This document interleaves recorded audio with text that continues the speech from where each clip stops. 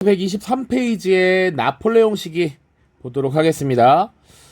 자, 나폴레옹 잠깐 위에 다시 돌아와서 보면 이 총재정부 시기에 내외적인 혼란이 있었다라고 했습니다. 내부적으로는 이 혁명의 물결, 혁명의 분위기를 제대로 받아들여서 개혁을 하지 못한다라는 내부의 비난이 있었고, 외부적으로는 이런 혁명의 여파가 외부로 전파되는 것에 대한 불만이 있었기 때문에 계속 충돌이 있었다라고 보시면 돼.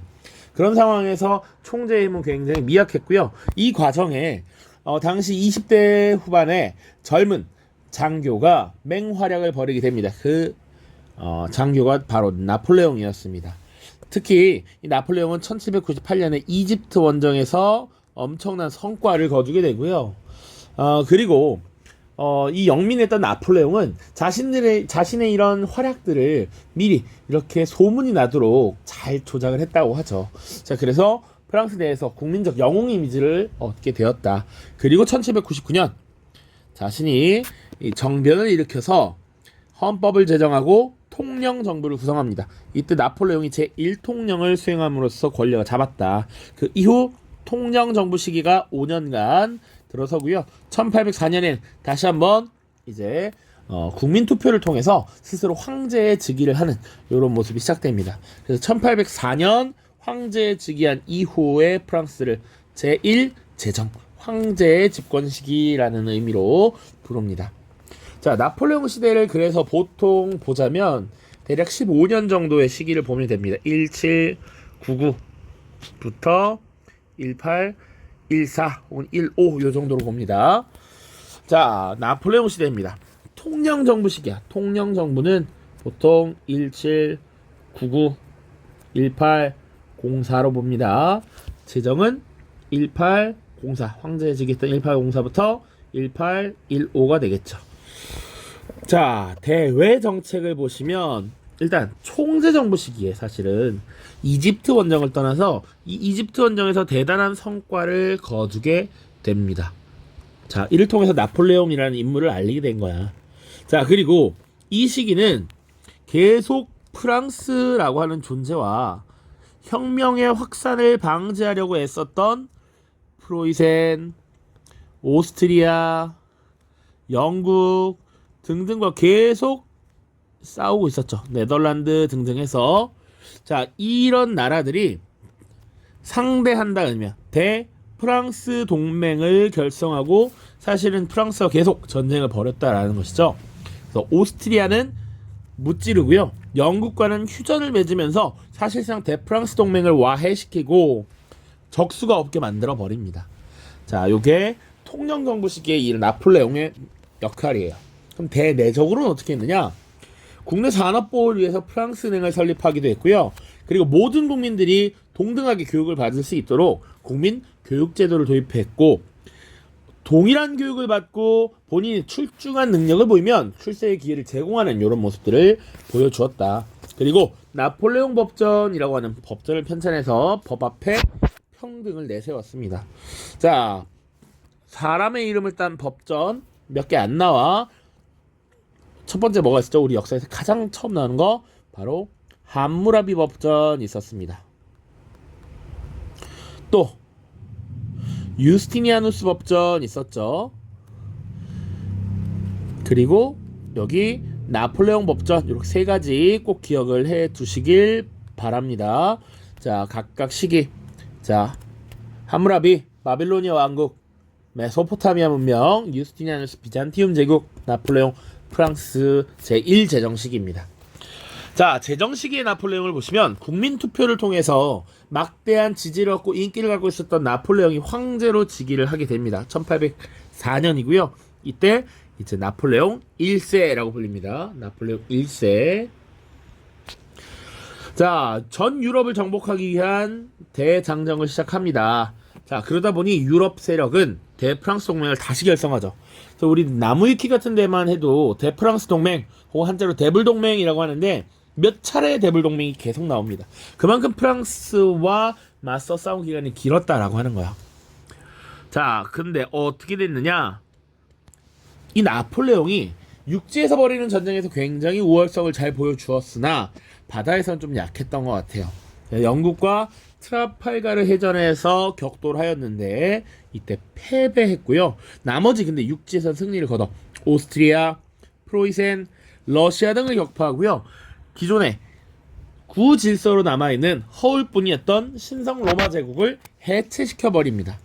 자, 그리고 사실은 이 지역에 특히 프랑스의 동쪽 지역에 있었던 국가들을 묶어서 라인 연방이라고 하는 것을 결성해요. 나폴레옹의 협조적인 이 중유럽과 동유럽 지역의 국가들을 연방의 형태로 묶어버립니다. 자, 그리고 사실은 뭐 에스파냐 지역으로 진출해서 자신의 친척을 에스파냐의 국왕으로 꼭두각시로 임명하는 이런 모습들도 나타나요.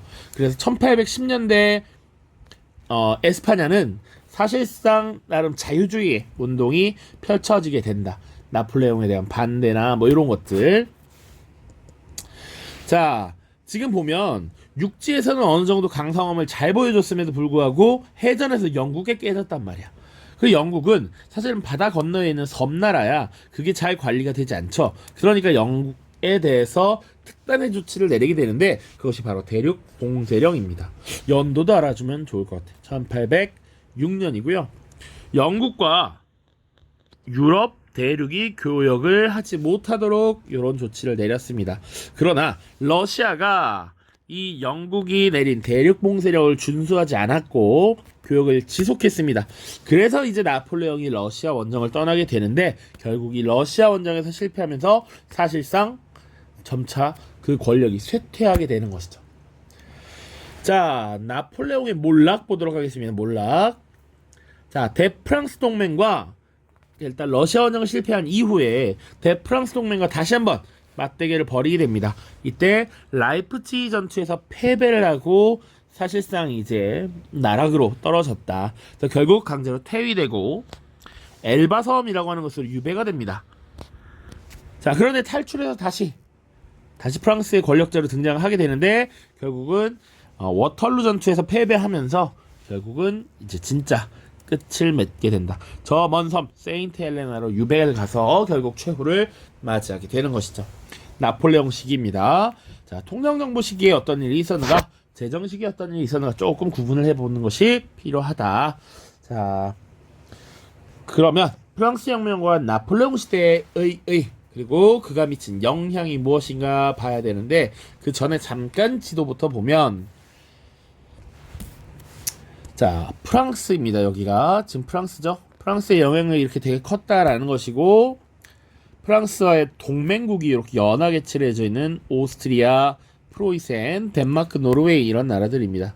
그리고 위성국, 사실상 꼭두각시 나폴레옹의 아바타들이 통치하고 있는 국가 정도라고 생각하시면 돼. 라인 연방이라고 돼 있고요. 그리고 이탈리아 지역도 마찬가지고 여기 포르투갈은 예외적이지만 에스파냐가 이미 프랑스의 영향권 안에 들어갔다라는 거 봐야겠죠. 그리고 지도 잘 보시면 여기 러시아 원정을 이렇게 떠났다라는 것도 알 수 있고요. 트라팔가르 해전, 에스파냐 앞바다 트라팔가르 해전에서 영국에게 패배했습니다. 그리고 중요한 전투로서 마지막 워털루 전투에서 패배함으로써 나폴레옹이 진짜 찐으로 몰락해버렸다.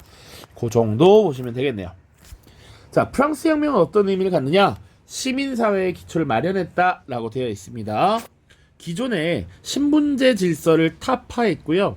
이제 자유, 평등, 박애는 널리 사랑한다라는 것이고 우애는 뭐 가까운 사람을 사랑하고 아낀다 이런 것이죠. 이런 이념들이 점차 확산되었다.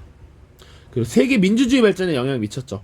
인권선언이라고 하는 되게 아주 의미 있는 문서가 발표되었고요. 노예제 폐지 선언 이런 것들도 발표가 되었습니다. 그리고 나폴레옹 시대는 어떤 의미가 있느냐? 분명히 나폴레옹은 이 시민혁명의 성과를 뒤집어 엎은 황제로 즉위한 인물이에요. 그럼에도 불구하고 이 나폴레옹 시대에 자유주의 이념이 확산되었다 이렇게 파악을 합니다. 왜 그러느냐? 이 나폴레옹이라고 하는 황제도 절대 권력자임에도 불구하고 이 프랑스의 영향력 안에 들어가는 이런 나라들이 헌법에 의한 국가 통치 이런 것들을 맛봤다라는 것이지. 황제도 이런 법의 지배하에 있다 이런 것들을 몸소 겪어요. 권력을 자의적으로 행사하지 않는다 이런 걸 배운단 말이지. 그 과정에서 나폴레옹의 영향력이 강해지면 강해질수록 프랑스에서 내재되었던 자유평등 이런 우애 이런 이념들이 확산이 되고 있다. 법에 의한 통치 질서 이런 것들도 확산이 되고 있다는 것이죠. 자, 그리고 나폴레옹에 저항하는 과정에서 민족주의 이념이 확산이 됩니다. 유럽 각국의 민족주의가 고양돼 높아진다는 얘기야. 자, 저 프랑스와 맞서는 과정에 우리 민족, 우리 국가 이런 것들이 점점 생겨난다라는 것이지. 특히 이제 프로이센이나 이런 이탈리아 지역 보시면 민족을 중심으로 한 국가의 통일된 영토 이런 것들을 가져야겠다라는 것이 나중에 통일운동을 또 자극하기도 합니다. 이런 내용들 잘 봐두십시오. 자, 관련해서 문제를 좀 풀고요. 빈체제와 자유주의 운동은 또 다음 영상에서 나눠서 보겠습니다. 자,